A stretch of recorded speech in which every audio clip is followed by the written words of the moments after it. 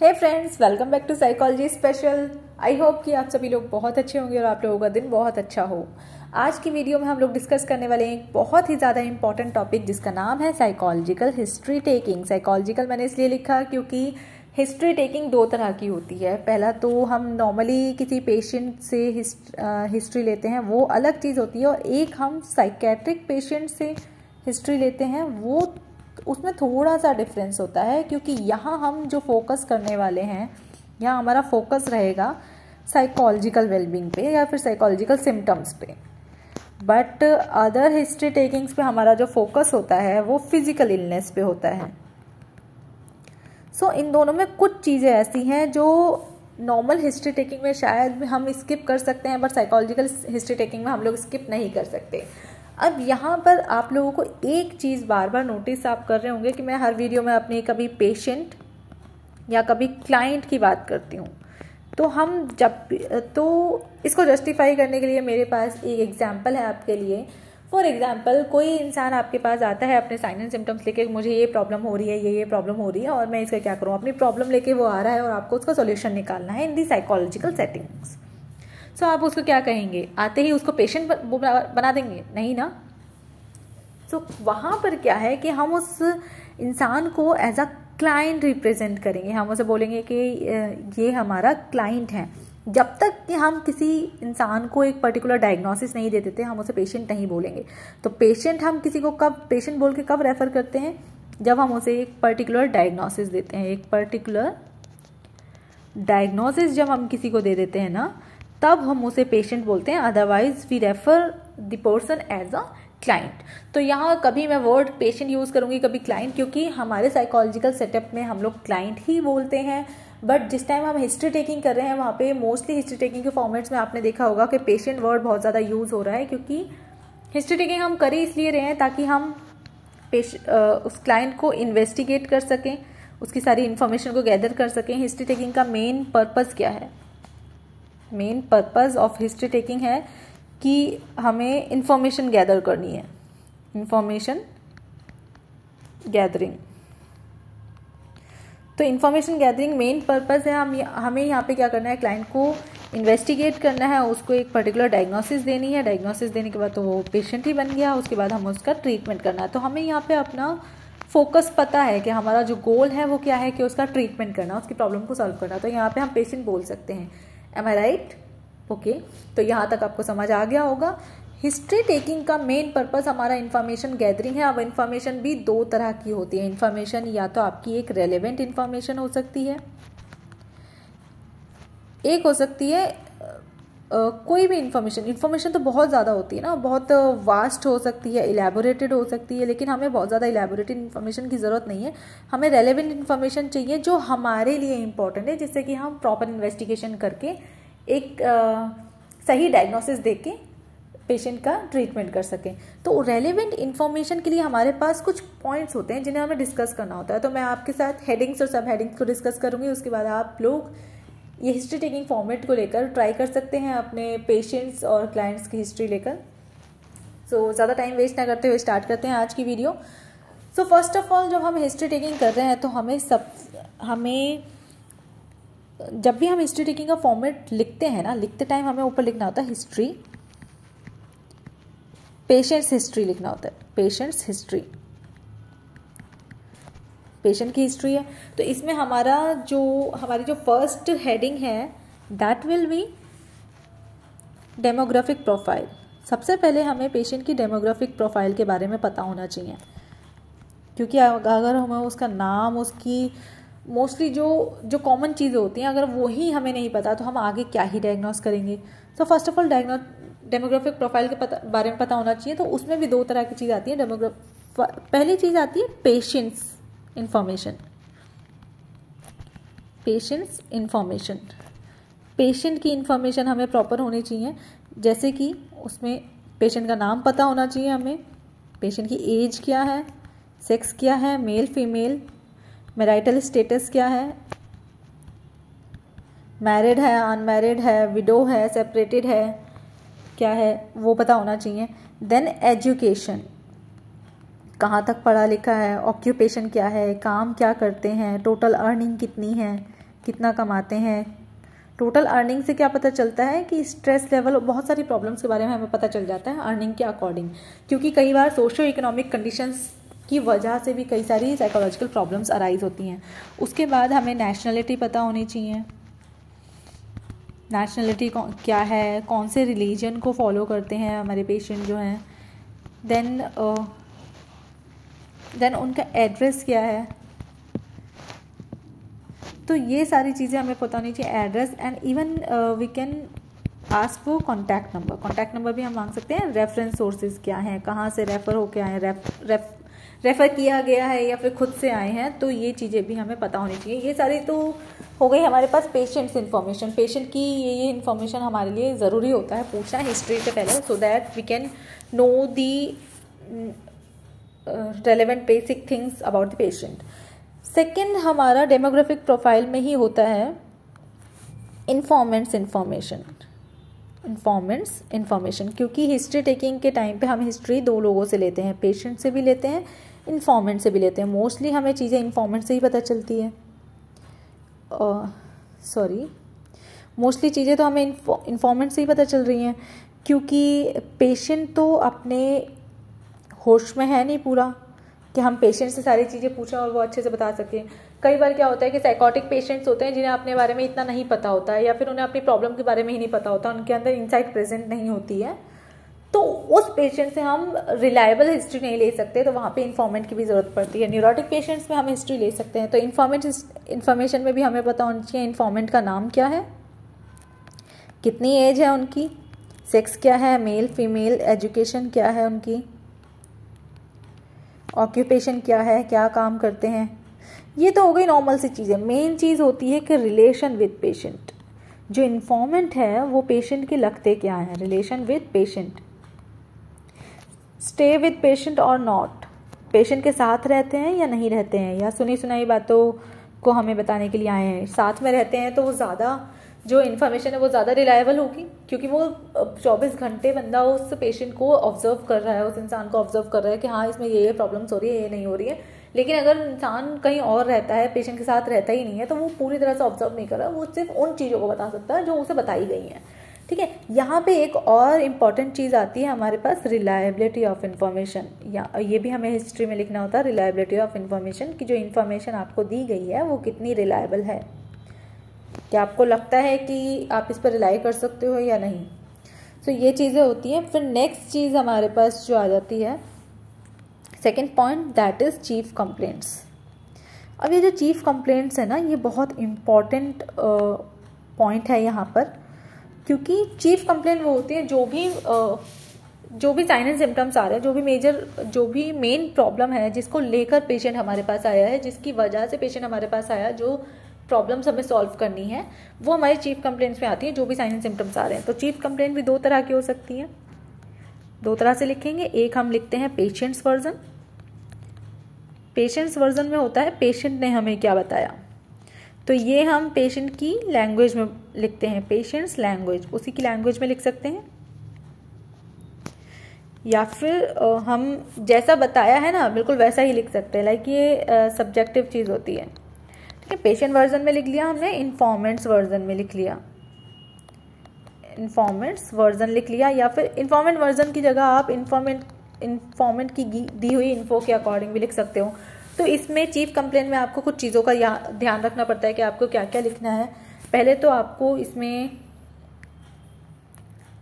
Presenting problems लिखनी होती हैं, क्या प्रॉब्लम हो रही है, एंजाइटी हो रही है, पैल्पिटेशंस होते हैं, बहुत ज़्यादा डर लगने लगता है, अचानक से नींद नहीं आ रही है, ये सारी चीज़ें जो प्रेजेंटिंग प्रॉब्लम्स हैं। अब पेशेंट ने आपको बता दिया कि मुझे नींद नहीं आ रही है, तो कब से नहीं आ रही है भाई ये तो बताओ, ड्यूरेशन क्या है, देन कब से नहीं आ रही है और कब स्टार्ट हुआ था, ये कितने दिन से ऐसा हो रहा है, ड्यूरेशन ऑनसेट कब हुई थी, ड्यूरेशन या फिर आपका पीरियड कितना हुआ है इसका। तो ये सारी चीज़ें आपको चीफ कंप्लेंट में इस तरह से लिखना होता है। फॉर एग्जांपल, अगर मैं आपको एक एग्जांपल के रूप में बताऊं, स्लीपलेसनेस, इसी का हम एग्जांपल ले लेते हैं कि नींद नहीं आ रही है पेशेंट को, स्लीपलेसनेस लिख दिया, कब से नहीं आ रही, तो 10 डेज से नहीं आ रही है। ओके, तो 10 डेज से नहीं आ रही है, ऑनसेट का हमें पता चल ही गया कि ठीक है यार 10 दिन से नहीं आ रही, मतलब 10 दिन पहले ही स्टार्ट हुई थी। स्लीपलेसनेस 10 डेज, पैल्पिटेशंस हो रहे हैं, पैल्पिटेशंस कब से हो रहे हैं, तो ये 1 मंथ से हो रहे हैं। तो ये सारी चीज़ें हमारा चीफ कंप्लेंट्स में आ सकती हैं। अब जो चीफ कंप्लेंट होती है ना वो हम रिवर्स ऑर्डर में लिखते हैं, reverse chronological order. Reverse chronological order का क्या मतलब होता है कि जो मोस्ट रीसेंट है ना, मोस्ट रीसेंट प्रॉब्लम को हम सबसे ऊपर लिखेंगे, एंड देन जो लीस्ट रीसेंट है, मतलब जो पुरानी प्रॉब्लम है, ओल्डर प्रॉब्लम है, उसे हम सबसे नीचे लिखेंगे। तो इस तरह से हम स्टेट करते हैं आपकी चीफ कंप्लेंट्स को। उसके बाद हमारा जो नेक्स्ट स्टेप है, थर्ड स्टेप, दैट वो आ जाता है हमारा history of present illness. History of present illness. अब प्रेजेंट इलनेस की हिस्ट्री के बारे में हमें बताना है कि कैसे कैसे बीमारी स्टार्ट हुई, कब स्टार्ट हुई थी, कैसे लाया गया है इन्हें, किस वजह से, ये सारी चीज़ें हमें बतानी होती है। तो सबसे पहले हम लिखते हैं इसमें ऑनसेट, कब स्टार्ट हुआ, उसके बाद सिम्टम्स क्या क्या आए, साइन एंड सिम्टम्स, किस वजह से आप यहाँ पर आए हो, इन चीज़ों को ट्रिगर किस चीज़ ने किया होगा, क्योंकि सिम्टम्स तो काफ़ी लोगों में ऐसा होता है कि पहले से प्रेजेंट होते हैं, बट उन चीज़ों को ट्रिगर, वो चीज़ें ट्रिगर हो जाती है जिसकी वजह से पेशेंट को आना पड़ता है साइकोलॉजिकल ट्रीटमेंट लेने के लिए, या फिर कोई रिलीविंग फैक्टर अगर रहा है या नहीं, कब से हो रहा है, कोर्स क्या है। कोर्स जैसे कि मैंने पहले भी बताया था कि पीरियड या कोर्स एक ही बात है, कि कब से ये सारी चीज़ें हो रही हैं, डेली लाइफ पे क्या इम्पैक्ट पड़ रहा है इस चीज़ का, ये भी आप बता सकते हो। एंड देन कौन लेकर आया है वो भी आप बता सकते हो, who has taken patient to hospital, hospital में कौन लेकर आया पेशेंट को, ये सारी चीज़ें आपको इसमें बताना होता है। फॉर एग्जांपल अगर मैं हिस्ट्री ऑफ प्रेजेंट इलनेस का आपको एग्जांपल दूं, तो इसमें भी हम जैसे कि स्लीपलेसनेस की बात करें तो पेशेंट को अचानक से नींद आनी बंद हो गई, कुछ 10 दिन पहले की बात है कि पेशेंट नहीं आ पा रहा था, ये सारी चीज़ें आप बताओगे ना कि 10 दिन पहले अचानक से पेशेंट को नींद आनी बंद हो गई, वो पूरे दिन सो नहीं पा रहा था, रात में भी नहीं सो पा रहा था, ड्राउज भी नहीं था, बिल्कुल आंखें खुली हुई हैं, तो ये सारे सिम्टम्स आ रहे हैं। ट्रिगर कैसे हुआ कि कुछ ना कुछ मे बी कुछ ऐसा हुआ होगा जिसकी वजह से ट्रिगर हुआ हो, तो वो आप लिख सकते हो। देन कोर्स पीरियड ये आ ही गया कि 10 दिन से ऐसा हो रहा है। डेली लाइफ पे इम्पैक्ट क्या पड़ रहा है कि जब रात में सो ही नहीं रहा, पूरे दिन भी नहीं सो रहा, तो उसकी वजह से क्या हो रहा है कि बहुत सारे बॉडीली सिम्टम्स भी आ रहे हैं और सारे, तो ये सारी चीज़ें। और कौन लेकर आया, तो पेशेंट का भाई लेकर आया है, पेशेंट के पापा लेकर आए हैं, किस डेट पर लेकर आए हैं, ऑन विच डे या डेट। तो ये सारी चीज़ें आप हिस्ट्री ऑफ प्रेजेंट इलनेस में लिख सकते हो। ये कब से कब तक का है, जब स्टार्ट हुआ तब से लेकर जब आप हॉस्पिटल में ले आए तब तक की जो हिस्ट्री है वो आप प्रेजेंट इलनेस में लिखेंगे। नेक्स्ट हमारा हो जाता है पास्ट मेडिकल हिस्ट्री।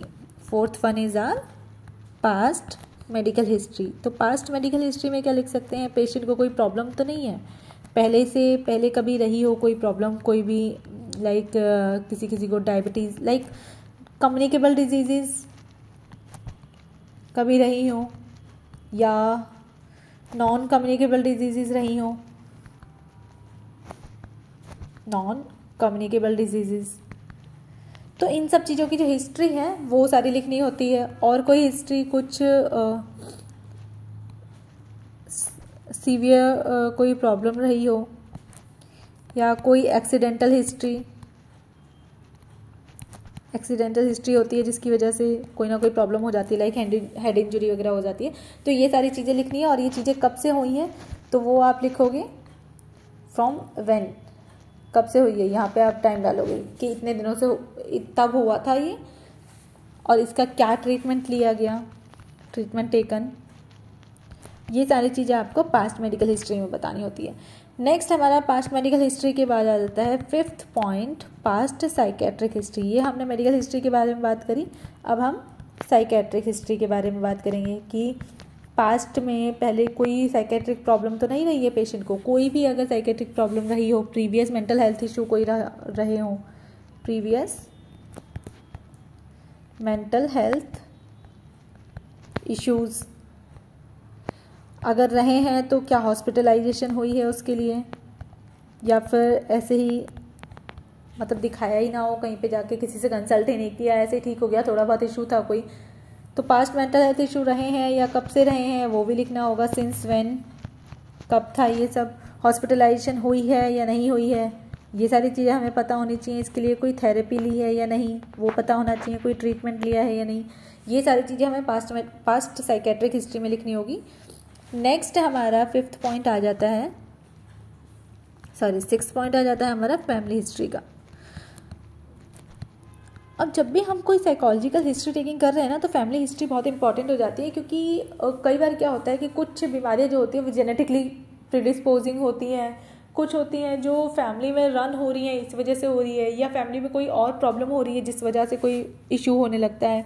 तो इसके लिए हमें फैमिली की फिजिकल हेल्थ की तो हम बात नहीं करते हैं यहाँ पे, लेकिन मेंटल हेल्थ की हिस्ट्री हमें पता होनी चाहिए।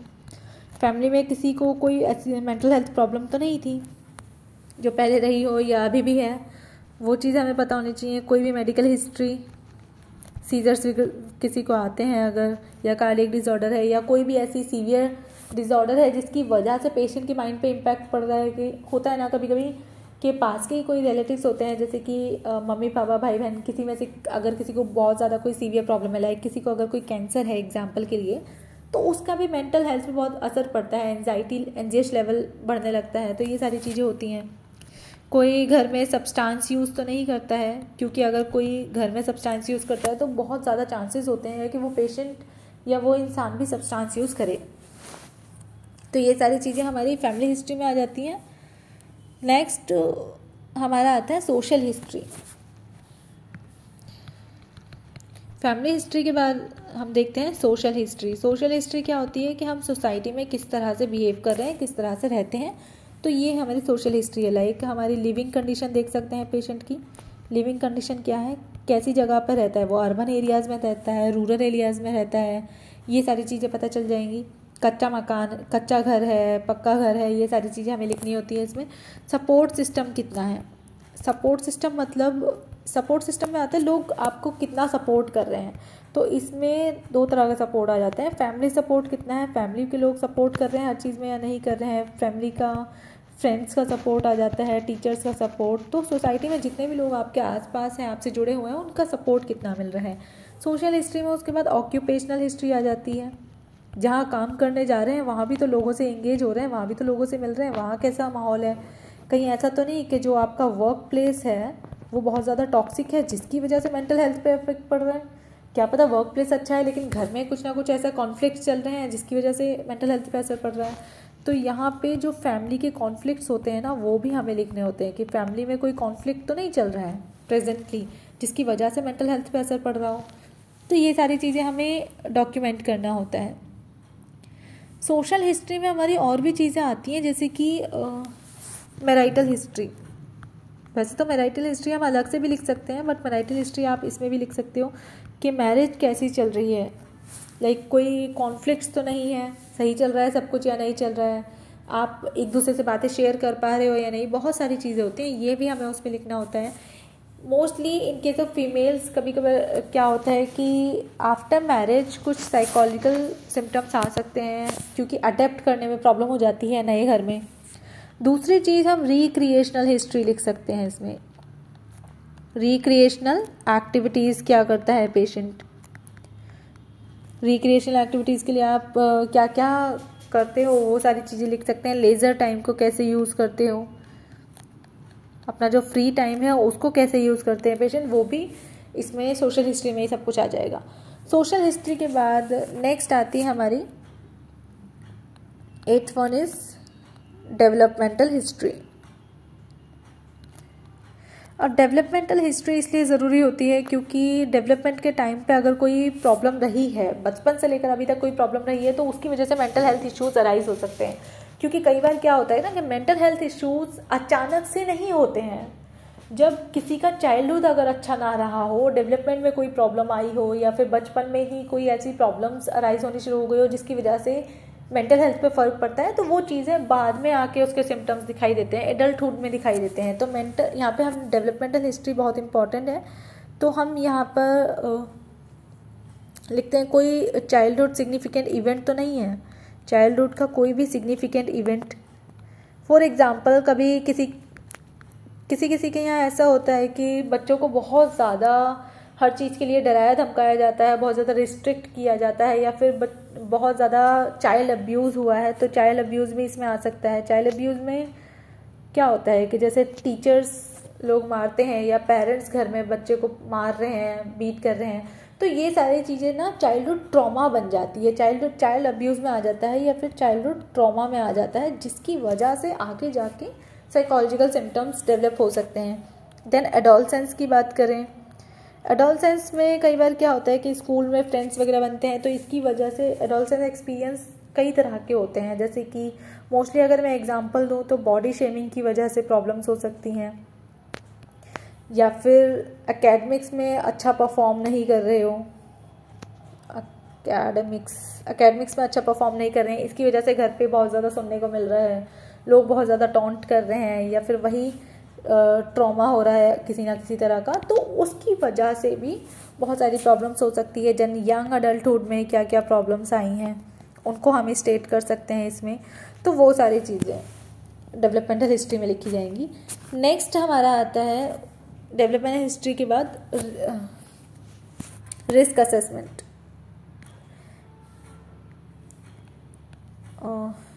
नेक्स्ट पेज पे ले लेते हैं इसे। रिस्क असेसमेंट की भी हम बात करते हैं, ये भी हमें हिस्ट्री में लिखना होता है। रिस्क असेसमेंट, या फिर इसको मैं पर्सनल हिस्ट्री का नाम दे दूं, I think that will be good. Personal history में हमें लिखना होता है डाइट वगैरह क्या है, क्या क्या चीज़ें खाते पीते हैं, डाइट कैसी है, स्लीप कैसी है, बाउल एंड ब्लैडर मूवमेंट्स कैसे हैं,